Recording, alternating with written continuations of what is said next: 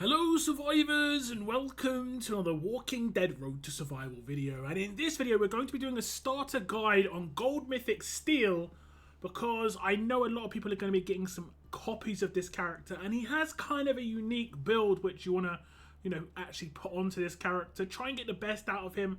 On an attack team and a defense team he can pretty much have the same mod setup, but he would just have to utilize a different weapon to get the best out of him based on which team he's on. Now, if you want a full breakdown on this character, I have already previewed them. You can check out the link in the top right hand corner. This video is just going to be going over which combat mods, which weapon, and the kind of like setup I would use when it comes to using Gold Mythic Steele on an attack team mainly, but also just some utilization on a defense team as well. Now, before we get onto the combat mod, we will just touch on his skills. If you just read over all of his skills, none of his skills require any stats on Steele to do more damage. It isn't attack based, it isn't defense based, it's based on the enemy's stats a lot of the time. So for instance, his Adrenaline Rush does 50% of their max HP as damage. In MAME, the signature move uses either their attack or defense stat. That's why he's got some usability on attack or defense. And nothing in his passives here does anything when it comes to any of his stats. It is worth noting though that he does get some nice little boosts when it comes to debilitating status effects, and he gives himself confuse, so we don't want to give him confuse resist because we do want him to get confused every turn, so he has a 70% damage reduction guaranteed. And also we don't need to give him any stun resistance because he has got 100% stun resistance at the beginning of every turn as well. So taking that into consideration, we will use that when we get on to the actual resist mods. First off, I will say because he is a bodyguard 2 specialist, bodyguards need as much HP as possible because they're going to be taking hits that other people would be taking instead. Their defense doesn't negate any damage here, so you want to try and boost the HP up as much as possible. You can maybe go for a bit of defense. It's completely up to you. If we look at his base stats here, you can see his HP is actually already pretty high. So what we're going to do is we're going to use a HP set, and we're going to try and find a HP on defense or a defense on HP. Easy thing to do is you can look at the set bonuses here to see how much of a bonus you get based on a full set bonus or a full mod. So for instance, the set bonus is 18% defense or 18% HP. But if we go to stats, you can see you can get up to 25% HP or 25% defense on the mod. We want the HP to be higher, but we do want to boost the defense as well. So we're going to actually switch up to defense instead of HP. This way we'll get a little bit of defense boost, but we'll be getting a nice big boost when it comes to the actual mod. I'm going to be using a Paragon mod, which actually gets boosted up to 27%. So I have gone over my roster and I have actually got a defense set HP mod. As you can see, it gives 27%. We're going to slot that in straight away. Very nice there. Big boost in HP. You can see the HP is going up to 53,000. Remember, this is just a flat boost off of base stats. No multipliers come in with mods, so it doesn't matter if you have a HP based weapon. This boost will never get multiplied. So you just want to go with as big a percentage as possible. And that's what we're doing here. Pretty much as simple as that. Now, the next one we want to go for defense versus strong, because if we do want to use him on a defense team, we don't want him to get absolutely annihilated by strong characters. But there is a little bit of a cheese for him on a defense team, but we'll still use defense versus strong, just so he doesn't take as much damage here. And that's pretty straightforward. Bottom right hand corner, here's the resists. I have got a lot of my resists on characters. Now remember, he doesn't need stun resist, and we don't want confuse resist, because these are the resists that actually mean that we're going to be either resisting the confuse that he gives himself, or we've already got stun resist, so we don't need it. Now he does give himself focus as well, so we don't necessarily need taunt resist. I think his signature move might be good to protect, so if you have a good daze resist, this is a good time to use it. You could also, based on the team that Steele is in on defense, this is more, you could get more towards defense. And like, for instance, put a crosshairs resist on him if you think you've got a heavy revive based team based on enemies getting taken out, for instance. If he's in a team with Carl 2K, it's good that he doesn't get crosshaired so that he can get picked up consistently. And he's going to get taken out reasonably often, and people even might target him because of how he works. I'm going to try and find a daze resist and put him on this character instead. So I did find the daze resist, as you can see, and I did not find one freed up. They're all on the characters that need them, so I'm going to have to use a platinum, but it is where it is. Bottom left hand corner, this is where things get a bit strange. He's not going to actually attack too often. Signature moves, rushes, so on and so forth. And he can't really hit Graze unless he's targeted. There's not much he can get in this bottom left hand corner, but we will go for Graze just in case he does get targeted. This is going to be good for when he's on an attack team. However, when he's on a defense team, it isn't as important. Maybe you want to actually put like AP drain on him, just so that if you do want to utilize a basic attack to try and AP drain someone on an attack, I don't know, there's not, the auxiliary mods honestly haven't been that great. They need to maybe think of some new ones, but we'll put Graze on in the meantime. There's not really too many things in the bottom left hand corner that are going to be too useful for him, just based on how he works on a defense team. Now the last slot, of course, the wild card slot, we can use whatever we want here. I would say it's probably best to double down on stats, defense versus, or a resist. I would say the auxiliary mod we can skip because there wasn't too many options to begin with. When it comes to resist, like I said before, stun resist we don't need, confuse resist we don't want, and taunt resist we don't really need because of the focus. So we could go for impair resist. Impair is quite heavy right now, but then again, impair is not that big a deal because his adrenaline rush is not that important, at least not on a defense team. Impair is more problematic for defense teams right now because we've got like Wendy and who was it, Davey that came out, heavy amounts of impair that I was rolling around. We could go for more stats, double down on defense. It's going to give him a bit of a bigger defense boost. This could be quite nice. It's mainly going to help him for a defense team. On an attack team, he will get targeted, but it's not going to be too problematic because a lot of the defense team characters, when they deal damage, don't deal things that can be negated by defense, like they do it based on their own HP or their own defense or something like that. So that can't be negated by defense anyway. Or we could go for another defense versus. You know, it's up to you. There isn't actually that amazing a choice here. If you went for a different resist than Daze, I would say Daze is the obvious pick here. But we're going to just make it nice and simple. We're just going to go for impair resist in this slot just because there is a reasonable amount of impair resist rolling around. I don't think his adrenaline rush is that amazing to protect, but we're just going to do it anyway. So now we have him fully modded, and this is what I would say is a good utility build for both attack and defense. It's going to give him pretty decent stats. You could maybe go for all out on HP set instead of defense set if the leader you're using is giving defense, for instance, 40-50% defense bonus and no HP bonus. He's going to need HP in his mods to balance things out. You want to try and get his defense and HP slightly similar, but his HP a little bit higher, just because he's going to be taking damage from non-targeted attacks, so his defense isn't really going to count there. Plus, he is fast, and on a defense team, he can hold absolute defense. Generally speaking, it's better to make their HP a little bit higher in that case. So those are the combat mods, and now we can move on to the weapon ideas that we have for this character. Now, he can be used on attack and defense with the same combat mod build, pretty much. I don't think you're going to have to switch anything too often when it comes to if you want to utilize him more in defense or attack. It's mainly the weapon that's going to dictate how he's going to work here. You need more of a support-based weapon on attack, and there is a very cheesy defense weapon that we'll show in a second. Or you could just go for a full-out absolute defense weapon. Like I said, we'll just check this out in a second. First off, we'll check out some attack options and just actually look over it. The one thing we're just going to note before we get into it, just this one thing up here. It says, when being attacked while having a debilitating status effect, reduce damage taken by 70%. He gives himself confused every single turn, and that means he's always going to reduce incoming damage by 70%.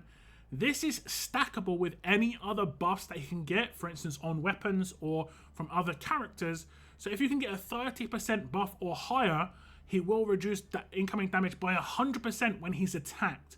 Deal damage will still bypass this, but there's not a huge amount of characters that do heavy amounts of deal damage. Most characters are attack-based, where it is multi-hit, adrenaline rushes, signature moves, or basic attacks, you know, and he'll reduce every single one of them down to 0 as if he's got absolute defense, even if he doesn't have it on his weapon. So first off, we're going to just look at a couple of options that you can use when it comes to using this character on attack. You want to go for more of a utility weapon, either having control on attack, giving boosts to teammates, or enabling Steele to get things to happen quicker. And that's what we're going to try and go for. A bit of a mix and match. We're going to go for a Healy weapon that can also give Steele a bit of an AP boost. If we check out this weapon right here, it is Kali's Robust Dagger. The base of this weapon is slightly different, and I have got a second one because they have been in stashes, so you might be sitting on like multiple of this weapon, and it is right here. You can see off of base, it has 35% HP, a huge bonus to AP when attacked, improved absolute defense, and then improved fast healing. What you can do is decide to switch out the improved absolute defense. Now hear me out, for just defense rating. You can do it that if you wish, or you could keep it as it is and increase it to 50% HP and keep the huge bonus to AP when being attacked. The reason I'd say switching out the absolute defense for defense rating is so that he still gets attacked, still takes damage, and that way the huge bonus to AP when being attacked gets a bigger boost. He's going to get 5 AP every time a taunted character attacks him. He'll get a bigger boost because of this second slot, and it will be even bigger based on how much damage he takes. He'll be obviously reducing that by 70% anyway, so the improved absolute defense isn't only really going to do a 30% reduction if it even procs. So I would say making it be defense would be a better way, and improving it up to 45% HP. Now if you didn't get this weapon, I think there's a weapon that you can use instead, and I think it's Wang Fa's weapon, and this is in the store. I have got a bunch of these weapons, as you can see. I can just reset this one right here. I think it just changes it back to AP. So this isn't actually too bad. Off of base, you can get this from the Mythic market, I think. And it has 35% HP, 30% defense, bonus AP. All team members receive 8% AP at the beginning of each wave. And then fast healing at the start of each turn. 2 teammates heal 10% of their max HP for each fast teammate. If it's just Steele, he'll just be doing a little bit of a heal, which is just nice. This is just a nice little bonus. You could switch out the third slot for AP on defense. You could switch out defense for AP on defense too, and then just boost the HP up to 45%. I think this is a pretty decent weapon for an attack team. Just try and like get some utility going.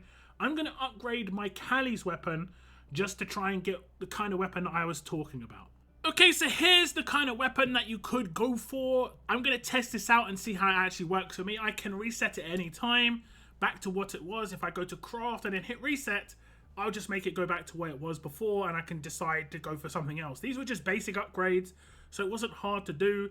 There are some pretty good third slot upgrades where when this character gets attacked, he has a better chance to heal teammates for 35% of their max HP. That could also be good based on what teams you're attacking. If you're attacking teams that do, you know, a lot of infection, it could be a good like little mini counter there. But we're going to use this weapon just on the attack team test that I'm going to do in a minute. And this one actually works pretty well. But let's think about some potential defense team weapons that we can use instead. And again, we're back at Kali's weapon. If you did get this weapon from the League store, this would be absolutely fine for him on a defense team. But there was a better free-to-play weapon that was on a roadmap. And I think it was the last roadmap weapon that we've had. I think it was about 6 months ago. And it is this weapon right here. This weapon on the last slot has improved attack damage reduction, reduced basic attack damage done to this fighter by 30%. This stacks with his passive to make it 100% reduction, so he takes 0 damage from attacks. However, because of that, it does nullify the third slot here. So you might want to swap out that third slot for something else to stop him from taking as much damage if he does get adrenaline rushed by somebody, because I think there is a third slot that you can put on weapons that reduces adrenaline rush damage taken, or that might be a 4 slot. If it is a 4 slot, you can't do that. There are definitely some options you can do for the third slot.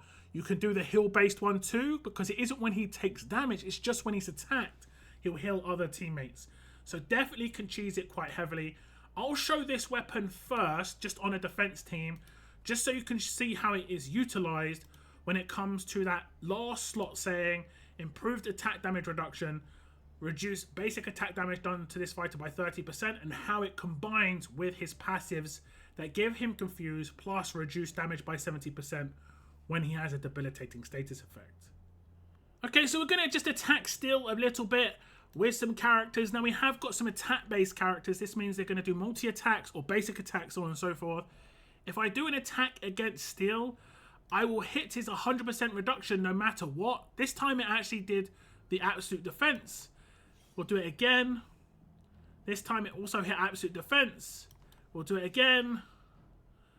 This time it hit absolute defense twice. Now, the second time it didn't say absolute defense. And also don't forget, someone like Wanderer, who is a disarm, cannot be absolute defended. It just cannot happen. And watch what happens when I use the signature move of Wanderer.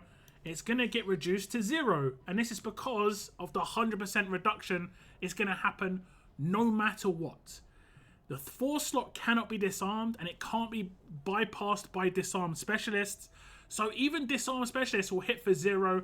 And as you can see, he hasn't been disarmed because he can't be crit. So that's kind of interesting there. There is a bit of a weird scenario with Eva and Ghost. Somehow she does hit the normalize even though she can't hit the character to hit the crit. We're not going to talk about that. That's a bit bizarre. We do have one character that can deal damage, and it is Zachary. Now, he should be able to bypass this 100% reduction because it's only going to be basic attacks that are going to actually be able to utilize, be actually reduced. So if we do the signature with Zachary, this is a deal damage which cannot crit, and every single time what's going to happen is that's going to bypass that 100% reduction, and it's going to be able to take out the character. So you need to team up Steele on defense teams with people who give out Guardian Shields, maybe a secondary Bodyguard 2, for instance. Locke is pretty good. There's no doubt going to be other Bodyguard 2 characters that come out in the future. Double Bodyguards has always been a problem on defense teams, and now Bodyguard 2 obviously allows 2 hits to happen. That's 4 hits if you have 2 Bodyguard 2s, which is going to be pretty crazy, like I say. So pretty cool when it comes to Steele on defense with this weapon. It is just worth noting this 3rd slot isn't going to really proc at all. So like I say, you probably want to swap this out if you did get the Joshua's Hardened Meat Cleaver. I'm not sure if there's other weapons or other boosts that you can get that give the attack damage reduction. But if there is, that's obviously great. You could just decide, hey, you know, 70% is enough. And 70% is a lot. And you could go for a different 4 slot. So that was the defense team weapon. Now let's test out the attack team weapon that I made here. More of a utility weapon, like I said. It's giving him HP, which he needs for his specialist skill to give him a bigger health pool. A bonus to AP when being attacked means when he does the taunts, he's going to get bigger AP, potentially getting his adrenaline rush naturally off of turn 2.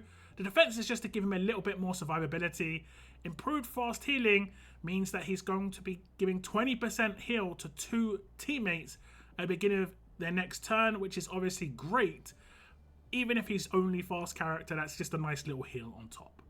You could go for a 1535 here instead, just to be more of a damage support character. It's not going to really do much for Steele, but it will do a little bit for the adjacent teammates for him. Okay, so here we are attacking, and as you can see, I am going to be attacking a defense team that has a lot of tough characters on it. This is good to use Steele on if you want to utilize some alert characters like Danny or Ellen or other characters. You can see that we have some controlling already. Confuse is on the leader and Omid. I'm going to try and taunt the top line now. Clementine has debilitating status effect reduction, actual resist there, so there's not a 100% chance to hit this. We do a bit of damage, as you can see, with the maim on the Sig, and we did hit one of the taunts. For 3 turns, we are now going to get attacked, and also 1 or 2 attacks probably will hit Ellen or Danny, and I should absorb them on Steele, who you can see has 75k HP, getting no HP bonuses from the leader. If I do the defend action, you'll see the taunt attack comes in, and we are going to be able to gain a little bit more AP than we would have otherwise. Nothing too crazy, like I say. We're going to be sitting on 41 instead of 35 from the signature move. If we would have taunted 2 characters, we would have obviously had a better chance at it. So just to show that in a little bit more detail, I can taunt the top line here. Guaranteed taunts are going to come in. I'm going to hit the defend on the other 2 characters. And now you can see we're up to a little bit more AP than we were before. He's only got a 55 AP cost rush. If one person had an 8% weapon in the team, I could potentially be using my Adrenaline Rush right now. So those are my thoughts and my ideas for like a little mini starter guide on Steele for attack and defense teams. It really does come down to that weapon. The mods are going to be useful, don't get me wrong, but the weapon really does change how this character is going to act and how useful he's going to be on either team. If you're not finding him useful on attack or defense, your weapon probably isn't the best for him in that situation. For instance, on that last one, if I would have had an 8% weapon instead of the 30% extra defense, I would have actually got a natural turn 2 rush. So it might be better to use Wang Fa's weapon, even if it is just more of a basic weapon from the store. AP on defense with the base 8% on that, and he's almost guaranteed to get a natural turn 2 rush, which is going to be very useful. The damage output from that isn't too bad. You could see the symmetry wasn't too bad either. If you set it up with that first, you're going to be able to take those characters down a little bit easier, or you could use him last just to control the characters that your initial damage dealers did not manage to take down. Lots of utility for Steele. He is very much a safety net as well on an attack team, so you can drop your revive character for this character on attack without too much of a problem. But he does actually do pretty decent damage, a reasonable amount of control, and the utility from the weapon is basically down to what you have or what you can craft. Let me know your kind of ideas that you've got swirling around on Steele in the comments down below. What kind of teams are you trying to build with this guy? Is there any matchups, like combos that you've thought of on attack or defense that do work pretty well? I want to thank you very much for tuning into this video, and as always, keep on surviving, guys. Keep on surviving.